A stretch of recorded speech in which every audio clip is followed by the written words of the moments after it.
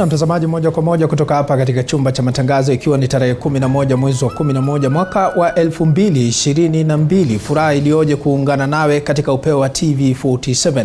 Mimi ni mtangazaji wako Paul Kirobi katika jiji la Nairobi. Kwa sasa tunapokupeperushia matangazo haya, kuna rasharasha ya mvua ambayo imeanza kushuhudiwa upande wa nje, lakini mie niko hapa tisti kukupasha baadhi ya taarifa ambazo tumekuandalia katika chumba cha habari.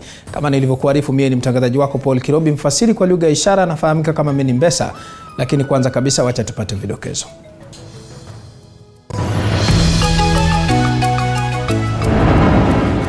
Inspekta Jenerali mpya wa polisi Japhet Koome ahidi kukabiliana vikali na wahalifu. Mkora ambaye anafikiria atatembea na kisu huko nje, anandunga mwananchi na kisu kwa kisu. Mkora ako na bunduki, utafanya mwananchi mtukufu aumie. That will not happen.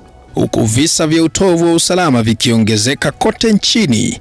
So ningemuomba venye amechukua usukani apate kutia mkazo kabisa, apate kuhakikisha ya kwamba Wakenya wako na usalama wa kutosha, apate kumaliza hizo vikundi haramu ambazo vinaangaiza Wakenya. Idadi ya wanaoathirika na makali ya njaa yaongezeka na kufikia zaidi ya watu milioni 5. As we stand here today, the numbers of people that need assistance has increased. Huku hali hiyo ikipelekea kina mama kaunti ya Isiolo kukosa huduma muhimu. Na mbivu na mbichi kuhusu mtaala wa CBC sasa iko mikononi mwa jopo kazi la rais. So I want to request the government not to do away with CBC so that they may retain CBC, because CBC helps our children nurture their talent. Lililokamilisha vikao vyake leo, huku waziri wa elimu akisema kwamba serikali tayari kwa mtihani wa gredi ya 6.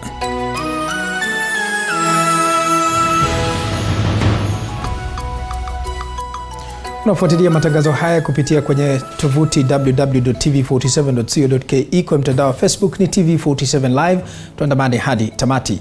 Inspekta Jenerali mpya wa polisi Japhet Koome ameahidi kukabiliana vikali na wahalifu, huku visa vya utovu wa usalama vikiongezeka kote nchini. Koome hata hivyo amesema kwamba atatekeleza majukumu yake kwa mujibu wa katiba. Koome amechukua mikoba kutoka kwa Hilary Mutyambai ambaye alichukua mapumziko kutokana na changamoto za kiafya. Koome aliapishwa asubuhi ya leo katika hafla ambayo Jaji Mkuu Martha Koome alihudhuria. I, Japhet Koome Nchebere, having been appointed the Inspector General of Police, do swear that I will be faithful and bear true allegiance. Kibarua kizito kinamsubiri Inspekta Jenerali mpya wa polisi Japhet Koome baada ya kuchukua mikoba ya uongozi kutoka kwa Hilary Mutyambai aliyejiuzulu kutokana na kile alichotaja kama changamoto za kiafya. Koome ametoa ruhusa kwa kikosi cha polisi kukabiliana na majambazi ambao wamekuwa changamoto kubwa hivi karibuni, huku visa vya utovu wa usalama vikiongezeka. Kwa estate unasumbua wananchi kwa kudunga au visu, kupiga watu risasi. It will not happen under my watch. I will have slept on the job. Wale kule wanaiba ng'ombe, actually it is livestock rustling. It is not cattle rustling. A lot of property destroyed, wananchi wanakufa, maofisa wanakufa.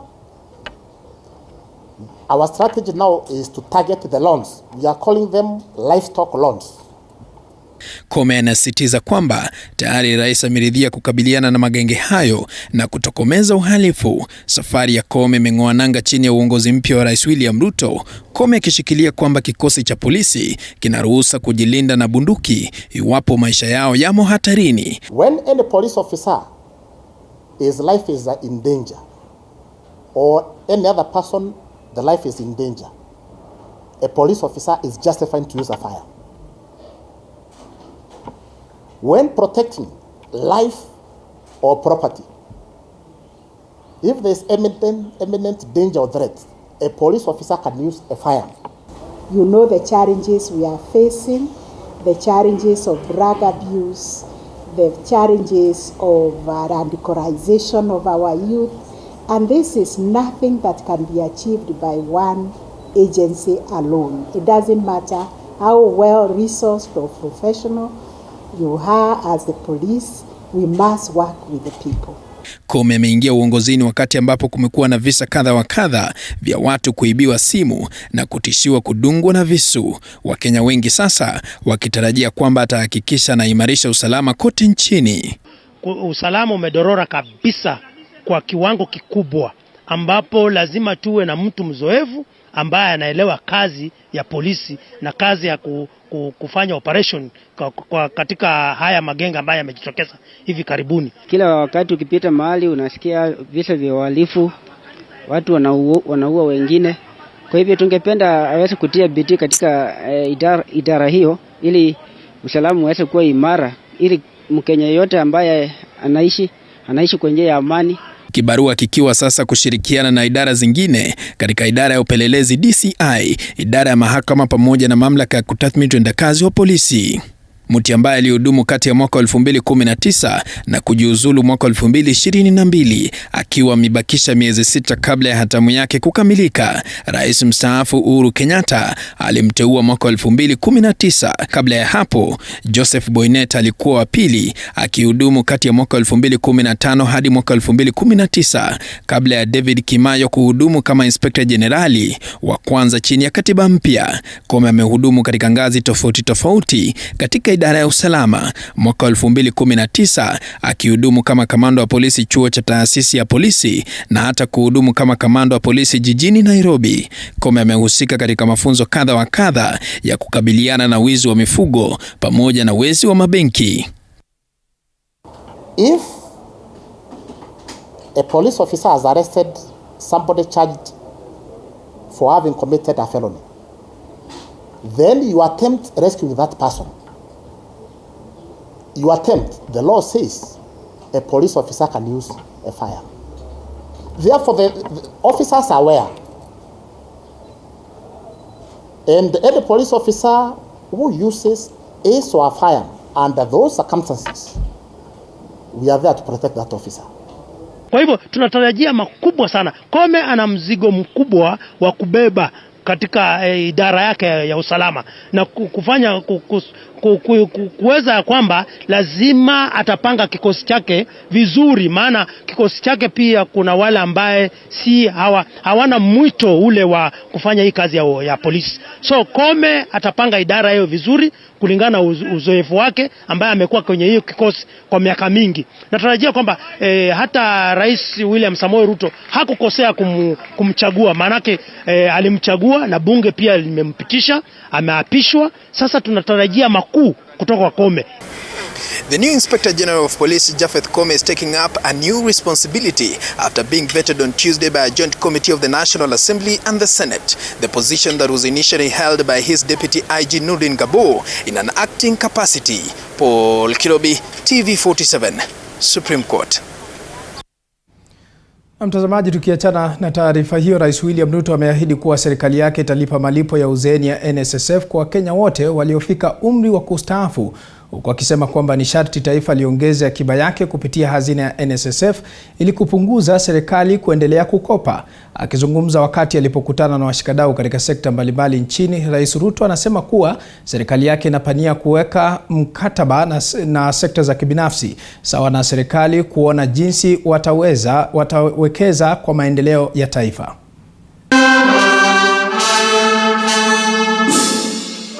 Katika ziara yake kaunti ya Nairobi alipokutana na washikadau kutoka sekta mbalimbali za kibinafsi sawa na zile za serikali, Rais Ruto amesisitiza umuhimu wa kuwekeza zaidi katika malipo ya uzeeni NSSF, akiahidi kulipa madeni kwa Wakenya wote wanaohangaika kupata hela zao za uzeeni hata baada ya kustaafu. I want a framework where we will make sure that we pay all that money in the next 2 years. That we have collected money from your members and we have not remitted to your schemes. I think we just need to right the wrongs and make sure that every money that we have collected, every money that is due to our pension schemes must be made available to our pension schemes, to the SACCOs, and to all the other infrastructure that help us with savings in the country. Kadhalika, Rais Ruto anasema ili taifa kutoka katika mzigo wa madeni ni vyema kutafuta mbinu za kuongeza ushuru zaidi, akiomba sekta za binafsi kushirikiana na serikali yake. That we can raise sufficient revenues through our taxes to be able to take charge of our development and to be able to progressively get our country away from huge debts that we have today. It is the moral thing to do. It is the right thing to do. And I am asking you, as I ask all of us as Kenyans, to work together towards doing that which is right and ensuring that we raise our percentage of revenue that we collect from 14 to 20, 23, 25%. That way, we can raise our revenues from the current 2.1 trillion to between 3.5 going into 4 trillion. Aidha, Ruto ameahidi kushirikiana na sekta za kibinafsi sawa na serikali kutafuta mbinu za kuwekeza zaidi kwa ajili ya maendeleo, akidokeza kuwa wanapania kujenga barabara zaidi na kumaliza miradi ambayo haijakamilika. Continued government borrowing at the level that we have is squeezing out the private sector, denying the private sector the resources to be able to drive their enterprises and the economy of our country. Waziri wa biashara na viwanda Moses Kuria kwa ushirikiano na mwenyekiti katika soko la hisa nchini Godfrey Odundo wanasema kuwa wapo tayari kufaidi wafanyabiashara katika mifumo ya kidijitali itakayowafaidi katika uwekezaji. With these people, and you have given us tremendous support, that we don't have a problem of opportunities. Opportunities are there, and we have shared opportunities to partner with APTAC and with the financial industry, the pension funds, SACCOs, insurance companies, Islamic finance institutions. So opportunities are not the problem. We have agreed on opportunities in the road sector. That is why I brought my customer. The capital markets at the very center of the transformation of this economy. We do have a very, very well-established market. We rank among the top 5 in Africa, but we have never utilized it this optimally. And products such as the REITs, Your Excellency, is actually the most efficient vehicle to aggregate assets. Elizabeth Mutuku, TV47, Nairobi. Na tukiachana na taarifa hiyo, kwingineko mtazamaji, ni kwamba licha ya mvua inayoendelea kushuhudiwa katika baadhi ya kaunti humu nchini, idadi ya Wakenya wanaokumbwa na baa la njaa imeongezeka maradufu na kufikia milioni 5. Yanajiri wakati ambapo serikali inawekeza mamilioni ya fedha ili kudhibiti hali ya baa la njaa ambayo inazidi kuathiri idadi ya Wakenya. Mwanahabari wetu Elizabeth ana mengi zaidi. Idadi ya Wakenya wanaoathirika na baa la njaa sasa imeongezeka na kufikia milioni 5.1 kutoka milioni 4.35, huku kaunti takriban 20 zilizo katika maeneo kame zikiathirika zaidi. As we stand here today, the numbers of people that need assistance has increased. So which means that we still have some work to do to ensure that Kenyans are cushioned against the drought. And therefore we need to continue this effort. Shirika la Msalaba Mwekundu kwa ushirikiano na shirika la Cereal Millers sasa wameanza zoezi la kutoa msaada wa chakula kwa wanafunzi 61,000 wanaotoka katika familia zisizojiweza, haswa wakati huu ambapo wanafunzi nchini wanajitayarisha kwa mtihani wa kitaifa. Cereal Millers Association and the Kenya Red Cross Society will from today begin distributing flour targeting 61,000 school children, 150 schools across 9 counties. The feeding program will cover learners in Meru, Garissa, Marsabit, Tana River, Samburu, Makueni, Kajiado, Nyeri, Baringo, Machakos and Kitui counties. Hayo naweza sema hata kama hauna hujaweka chochote kwa tumbo, hakuna kitu unaisikia. Ni njaa inaumisa watoto. Hata akienda kukalia hiyo mtihani, lakini ako na njaa, hawezi fanya hiyo mtihani. Atatoa performance mbaya, na tena hiyo pia ni hasara katika community performance mbaya watoto wakipata, maana watoto hawatapata mashule mazuri. So mimi napenda chakula iende maboma, iende shuleni, na pia kama kuna uwezo pia iangaliwe wafugaji wa ng'ombe. Hii msimu kidogo tunangojea mvua, maana mvua sasa ikianguka ng'ombe mamilioni itakufa kwa sababu ya njaa, maana iwezekana na mvua kubwa. Huku idadi ya Wakenya wanaokumbwa na baa la njaa ikizidi kuongezeka, wito umetolewa kwa wahifadhi kupeana msaada wa chakula, maji na huduma za afya kwa walioathirika. We keep saying that this crisis is not only just about food. There are many other impacts that we need to be aware of, and one of it, of course, is education, that many children are falling off school because of hunger. Hali ya ukame inazidi kukithiri siku 6 tu tangu Rais Ruto kuzindua mradi wa kusambaza chakula katika kaunti 13 na familia 284 zilizoathirika zaidi. Everyone, 1, 2, 3.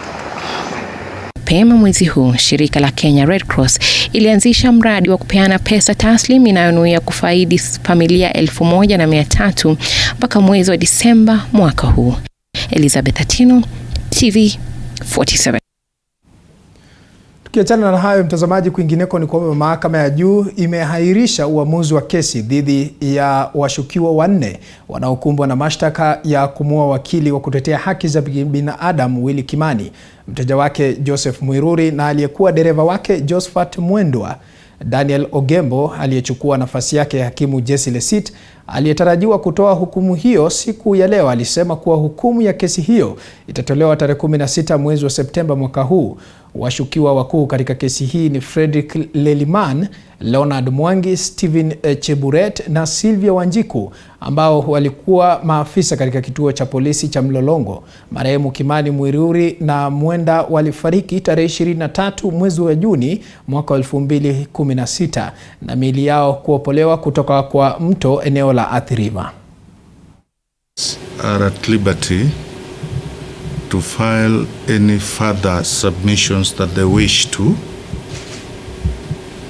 Number 3, that counsel for accused number 1 and 2 would be served to attend court before the trial judge for submissions on sentencing.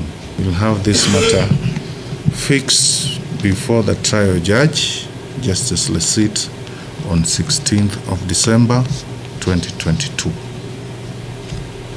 I believe we have covered all the issues. Okay. Mimi nikiwa huko jela, mwili yangu imekataa chakula kabisa.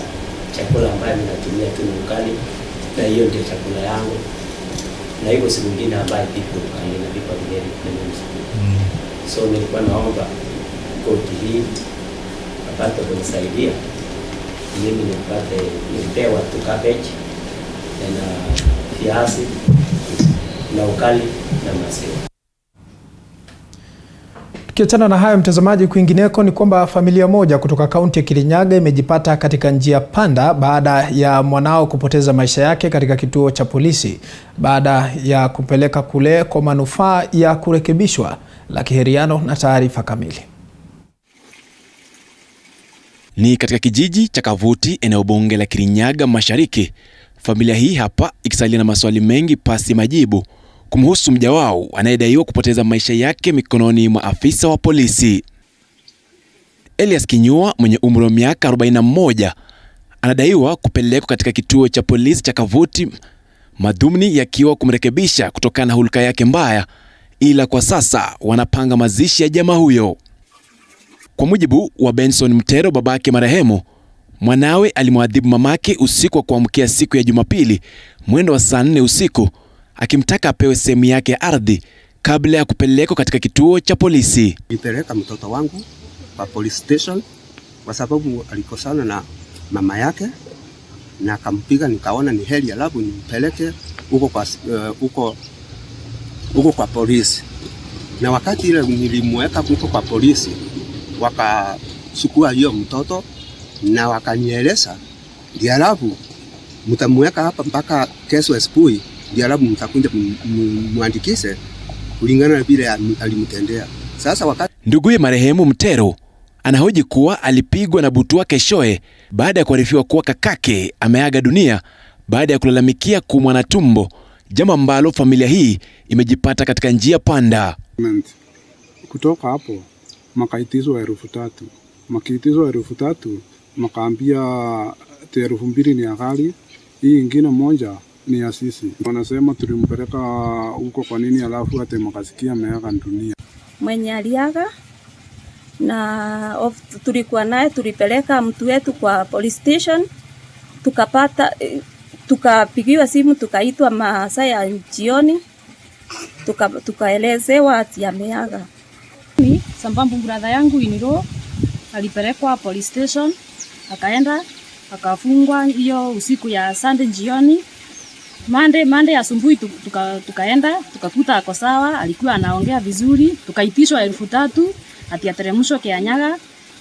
Tukaambiwa sasa sababu mmelipa 3,000, nyinyi endeni nyumbani, tutawapea ripoti. Kwa sasa familia hii inaishi kwa hofu baada ya majirani kueneza uvumi kuwa familia hiyo inajua iliyomsibu mwanao, mwili wa marehemu ukihifadhiwa katika ufuo wa Kibugi, uchunguzi wa kina ukitarajiwa kufanywa. Nikiarifia TV47, naitwa Lucky Heriano.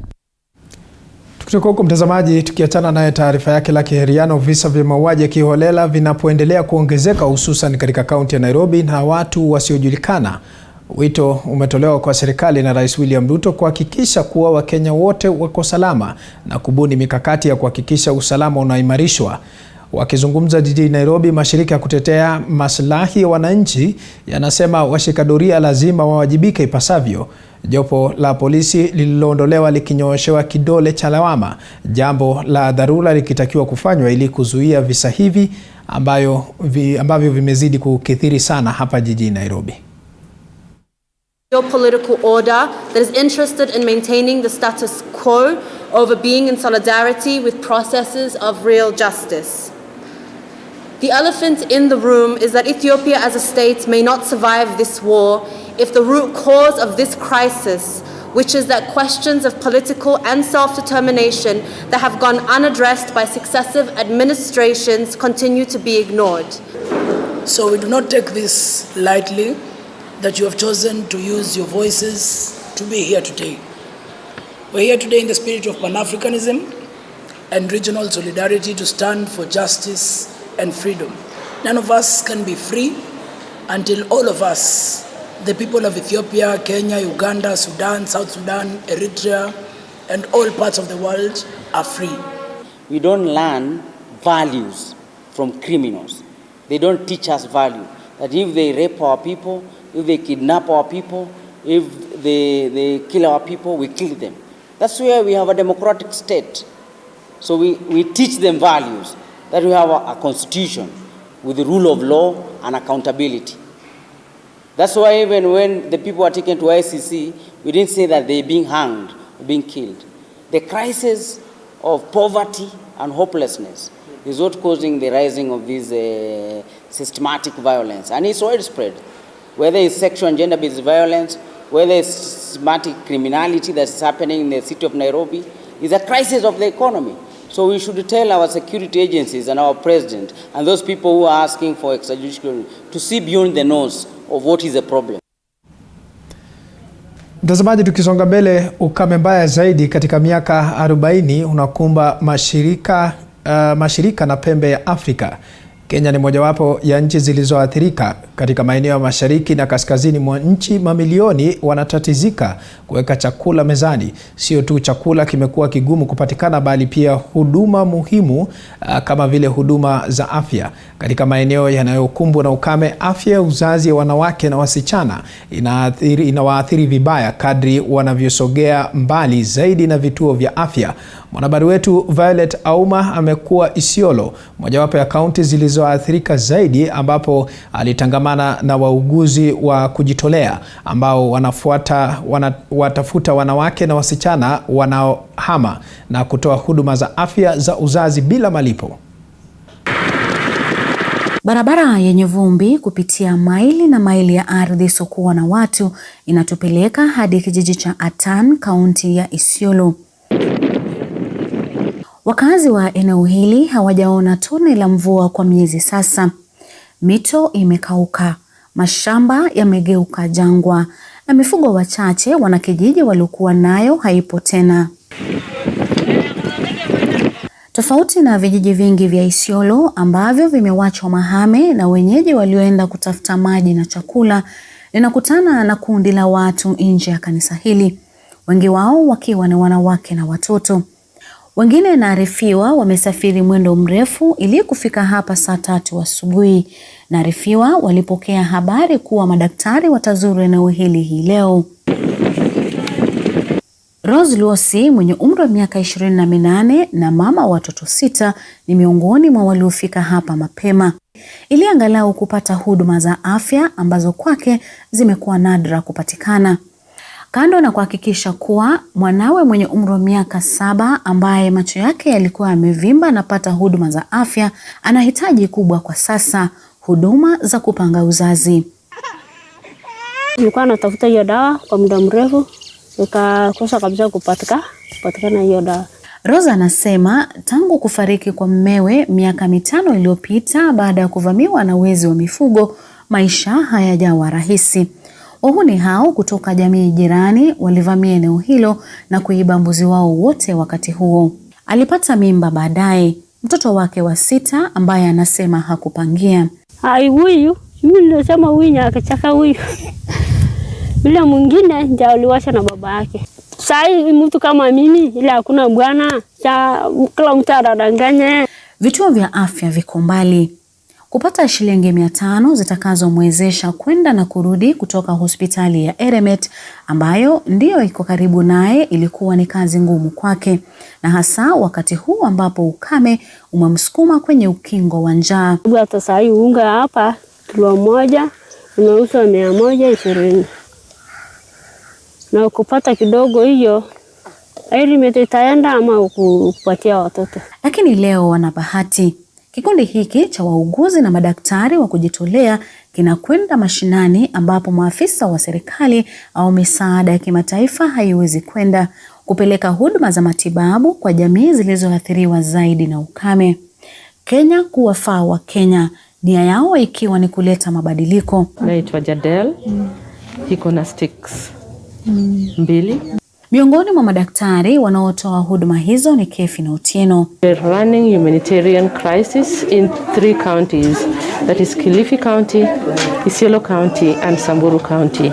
Kefi ni mmiliki wa zahanati ndogo katika kaunti ya Kilifi, lakini alifika Isiolo pamoja na wenzake kutoa msaada huo. We saw the gaps, we saw the numbers of teenage pregnancies, we saw lack of information was overwhelming, and of course, we looked at the terrain. We also looked at the setup of the facilities. The distance is just too much.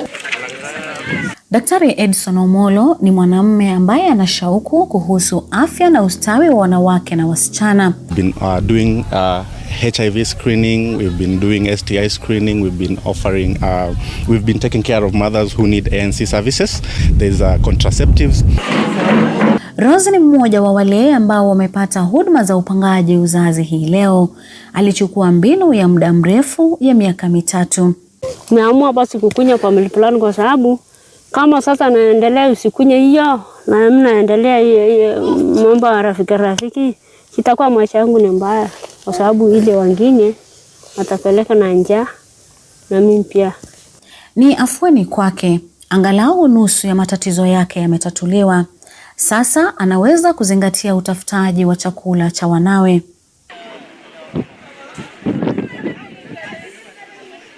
Kwa siku 2 ninafuata kundi hili la wauguzi wanaotoa huduma hii kwa maeneo tofauti kaunti ya Isiolo, kutoka Chumvi Iere hadi Chumvi Dagani na maeneo mengine mengi.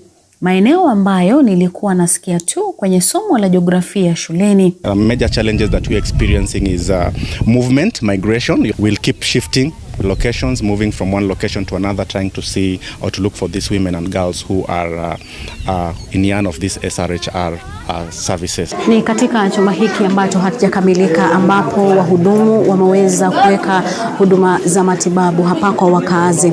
Katika sehemu ya kwanza pale kunao wale ambao wanafika na kuweza kupima uzani. Katika pembe nyingine kule ni sehemu ambayo wameweka kama famasia ambapo wakazi wamepanga foleni kuweza kupata dawa baada ya kuhudumiwa. Na nyuma yangu ni chumba ambacho huduma za upangaji uzazi zinatolewa kwa kina mama ambao wameweza kufika hapa kupata huduma hiyo. Hapa Kevin anashughulikia afya ya uzazi kwa makumi ya wanawake wanaofika, ikiwa ni pamoja na kutoa huduma kwa wanawake wajawazito. So if we touch down here, you still feel the head is high. Mmoja wa wateja wake ni Elizabeth, ambalo sio jina lake halisi, mwenye umri wa miaka 17. Ni mjamzito anayetarajiwa kujifungua miezi 3 ijayo. We also provide information on where they can get these services in case we leave the county. We provide services like long-term and short-term contraceptives at no cost. Mshirikishi wa afya ya uzazi katika kaunti ya Isiolo, Francisca Kope, anasema mimba za utotoni ni kizungumkuti eneo hili. When we allow them to deliver like that, most of these children die before they reach the age of maybe 5 years due to malnutrition and other problems. Saizi kwa mwaka mmoja hamjapa. Mmewe Esther na Tome ni miongoni mwa wale walioondoka kutafuta lishe ya mifugo wao. Saa ingine unaona hii ya nyuma, unaona kama ni ile ule wao unasema ndio ya kwanza, hii ya nyuma hii inakuwa kubwa. Ai, sasa nikaona hivyo, ai hapana. Yeye ni miongoni mwa wale waliopokea huduma za upangaji uzazi hii leo. Kwa sababu ukienda pikipiki ni 250. Kurudi tena ni 250. Sasa utapata hiyo 500 wapi? Na hata hii ya chakula hakuna. Sasa nikaona afadhali tu nitumie hii sindano kwa sababu saa hii hata maisha imekuwa ngumu. Anasema wanawake wengi hapa wanakabiliwa na majukumu mengi ya kifamilia licha ya changamoto za ukame, mashambulizi kutoka jamii jirani na wanaume wasiowajibika. Wasamburu nyuma ya hizi manyumba ni marisasi basi wanatupigia hapa. Tulikimbia hivi. Wanaume anasema ati mbebane na mtoto. Baba fulani unichukia huyu. Hakuna. Anatoroka kabisa. Sasa tuliwana afadhali yani tuamue tuwe na hii shindano. Kumbe hii shindano atutafaidisha. Natomea sasa ni balozi wa masuala ya upangaji uzazi katika jamii hii. Sai hakuna mama tena anakaa hapa. Pengine ni ile tu anaenda anatoa. Ndio utaona akona mtoto. Lakini wengi wetu tunakaa tu tukiwa tunatumia. Mabadiliko ya tabia nchi yamepelekea athari zaidi. Imeathiri pakubwa utumizi wa huduma za kiafya katika kaunti ya Isiolo. Wakazi wa eneo hili la Isiolo hawajapata mvua kwa muda mrefu. Baadhi wameweza kuhama makwao kutafuta maji na lishe kwa familia na vile mifugo wao. Kuondoka kwao kuwapelekea baadhi kuweza kukosa huduma muhimu za matibabu. Na hivyo basi hii leo wauguzi wameweza kufika eneo hili, sehemu ambayo baadhi yao wameweza kuhamia ili kuweza kuwapa huduma mbalimbali za matibabu zikiwemo zile za upangaji uzazi. You can see the terrains. It is hard also to reach them. Kulingana na takwimu, idadi ya wanawake wanaotumia huduma za upangaji uzazi katika kaunti ya Isiolo imepungua kutoka 39% mwaka 2020 hadi 37% mwaka jana, na ni hali ambayo wanasema inaweza kuendelea kutokana na ukame wa muda mrefu, kwani wengi wanahamia mbali na vituo vya afya kutafuta chakula na maji. There are some months that we didn't have the commodities, so that also has contributed, and also this drought. Kando na ukame, umaskini, ndoa za utotoni, kutojua kuhusu uzazi wa mpango na dhana potofu ni baadhi ya sababu zinazochangia kupungua kwa idadi ya wale wanaotumia mbinu za kupanga uzazi. They tell you this woman has put the family planning without my permission, so remove or I'll cut. We have also changed the name, the family planning, to a more palatable word, that is child spacing. It is more conceived than the family planning. Upeo anathamini ushirikiano uliopo baina ya serikali na mashirika yasiyo ya kiserikali, na hasa kundi hili ambalo linatoa huduma za kupanga uzazi kwa wakazi, wakati huu ambapo bidhaa nyingi za kupanga uzazi hazipatikani katika kaunti. The 3 years implant, that is NXT.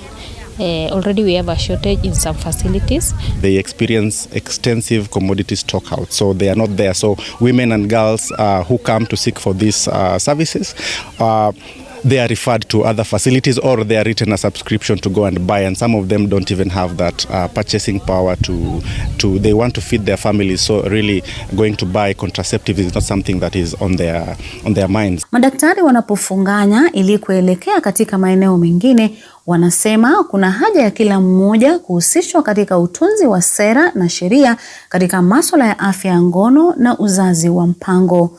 The government is not utilizing existing data to try and develop policies that to tweak that RH policy to really cater for the needs of women within the country. We let the services be available. Let the conversation be a dialogue. If we wait, then probably in 5 years to come, we may not have young girls in school. Lakini hilo likibaki kufanyika, Omolo, Kevin na wenzao wataendelea kueneza habari njema na kuweka furaha kwenye nyuso za wanawake, ili mradi wapunguzie mzigo hata kama ni kidogo. Kama tulikuwa tumepata yani kitambo, hai angekuwa saa hii hata watoto 4 ndio tuko naye, wala 3 wala 5 mwisho hivyo. Violet Auma, TV47, County ya Isiolo.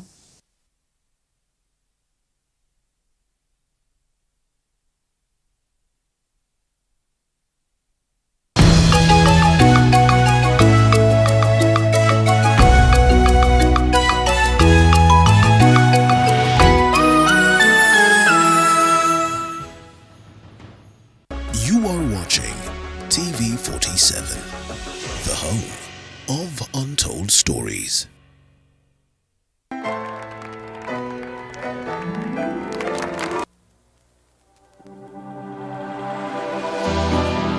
How well do you know what's happening around you? Morning Cafe with heated political debates. Baraza la Siasa. Hiyo kitu azungumzie, angalie hali ya maisha ya watu. Informative health discussions. Business, farming. Tasty Wednesday, Fitness Thursday, and Feel Good Friday with amazing DJs, celebs, waimbaji, kuna comedians, alafu kuna wajinga, and music bands every Monday to Friday from 6 a.m. to 9 a.m.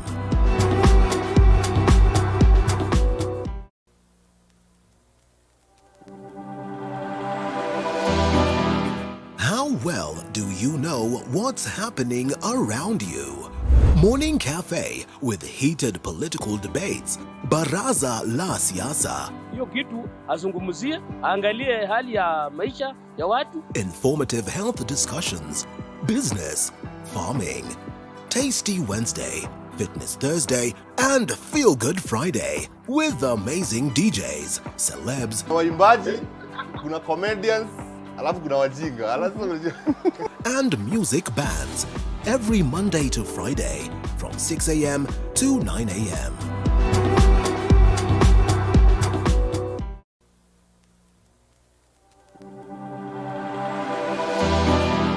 How well do you know what's happening around you? Morning Cafe with heated political debates. Baraza la Siasa. Hiyo kitu azungumzie, angalie hali ya maisha ya watu. Informative health discussions. Business, farming. Tasty Wednesday, Fitness Thursday, and Feel Good Friday with amazing DJs, celebs, waimbaji, kuna comedians, alafu kuna wajinga.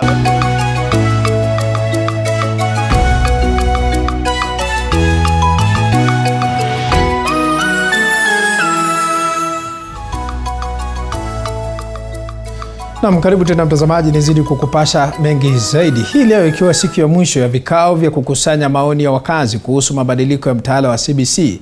Baadhi ya wazazi wakizidi kueleza kwamba itakuwa vigumu kumudu utekelezwaji wa mtaala huo.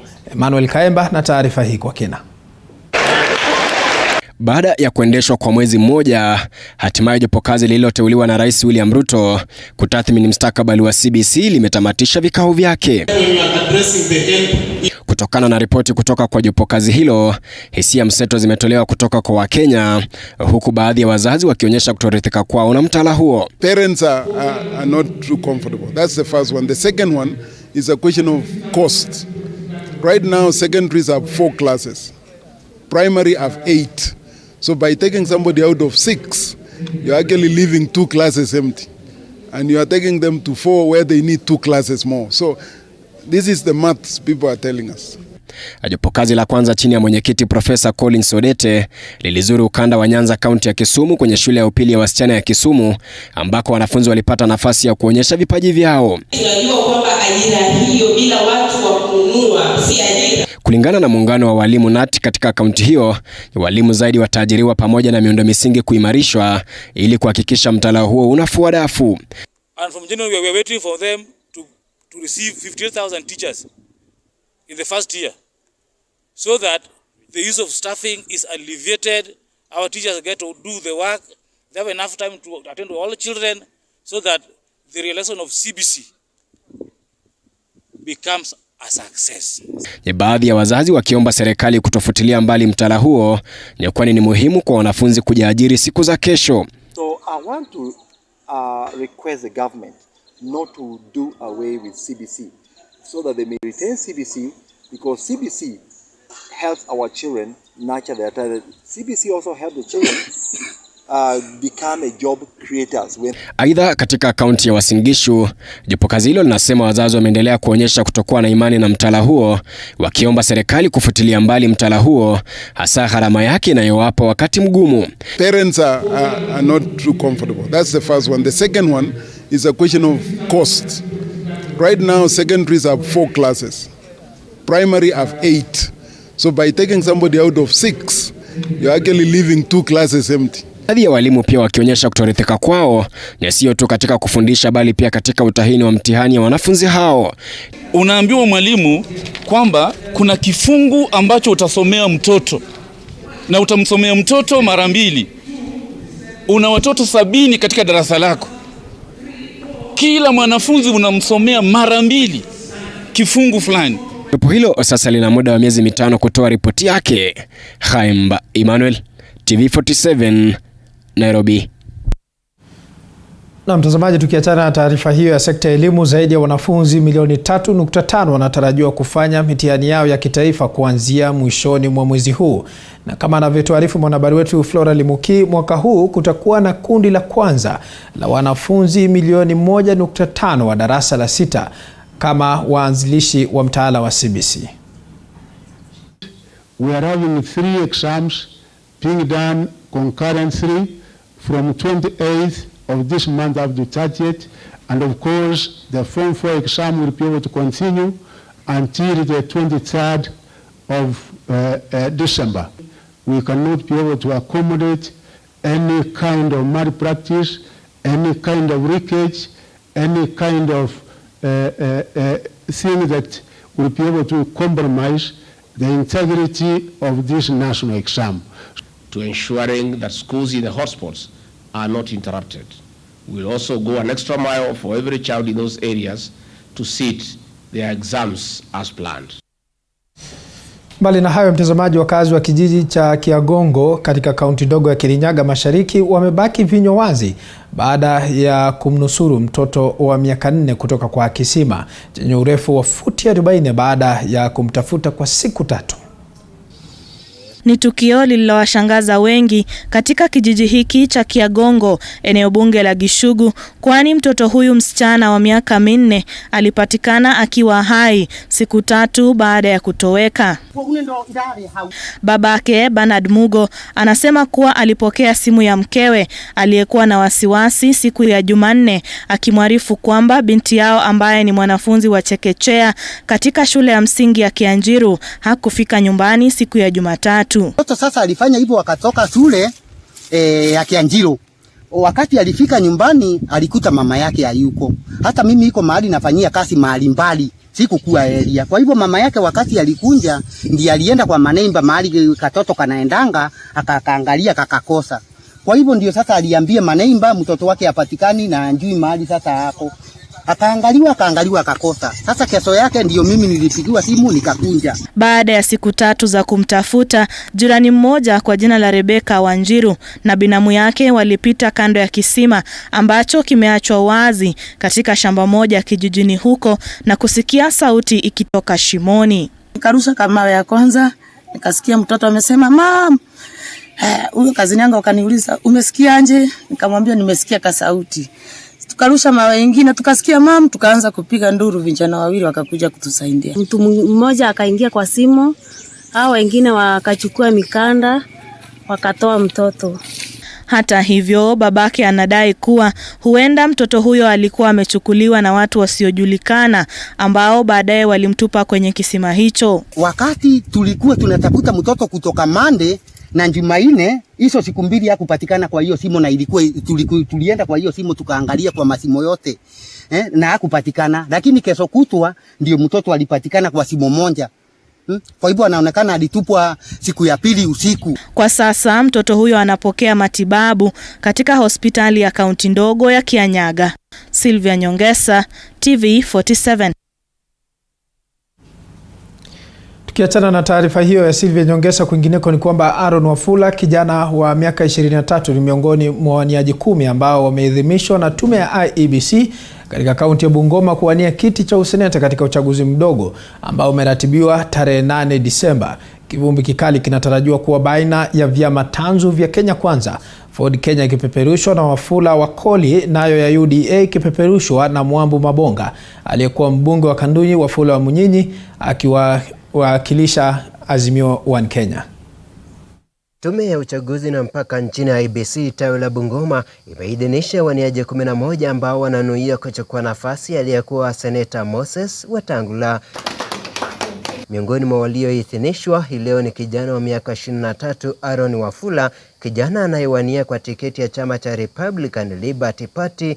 Anadokeza kuwa yeye ndiye bora wa kuvaa kiatu cha Moses Wetangula. Kila ambacho kimenifanya niwanie kiti hiki ni kwa sababu ule mtangulizi wetu ule Senator Wetangula ame set pace, and I feel I'm bold enough to come into his footsteps. I sympathize with my competitors, my worthy competitors, that in this competition, in this race, we are going to outshine them, and I would like to tell them that they should not spoil the goose. Wafula Wakoli ambaye amekuwa msaidizi wa karibu wa Speaker Moses Wetangula ameidhinishwa kuwania kiti hicho kwa chama cha Ford Kenya. Mimi niko tayari, ukiangalia kikosi cha angani, kikosi cha ardhini, kikosi cha nchi kavu, tutaonana mundu humundu. Ni hesabu ya Senate inamshinda kweli? Mtiani tumeibiwa tayari. Unajua rais ni nani? Anatoka Kenya Kwanza, sina kweli? Sasa tutafanya makosa kwenda kuweka mtu ambaye anaenda kwa upinzani tukiona. Kiongozi wa chama cha DAP Wafula wa Munyinyi ambaye amekuwa mbunge wa Kanduyi kwa miaka 20 ameidhinishwa kuwania kupitia chama cha Azimio One Kenya Party. I am confident that I am being the best option for the people of Bungoma. I will get elected as senator come the 8th. Kwa wale wote ambao wameidhinishwa, hakuna yule aliye na uzoefu wa kazi hii ya utetezi kama Wafula wa Munyinyi.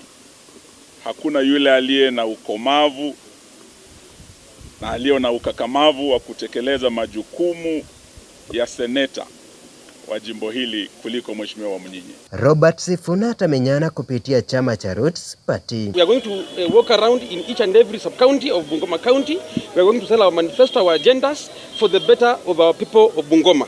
We might have started small, but we are not small in our mindset.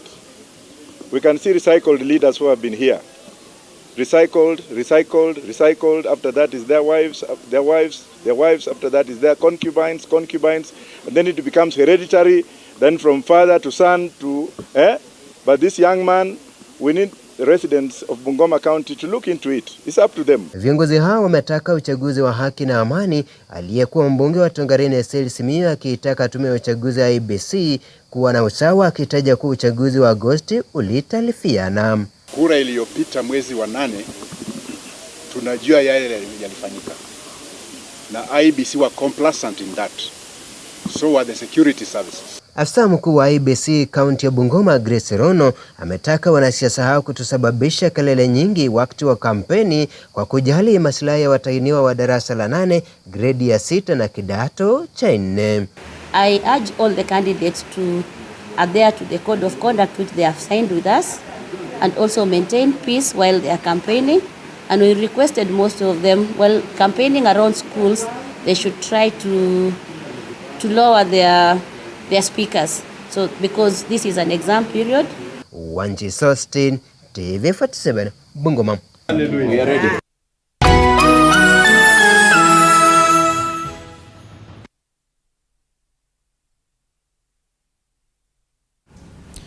Naam, kwa sasa mtazamaji, tutaingia michezoni ni kupashe mengi zaidi. Kwanza kabisa kwenye taarifa ya kwanza ambayo tunaingia nayo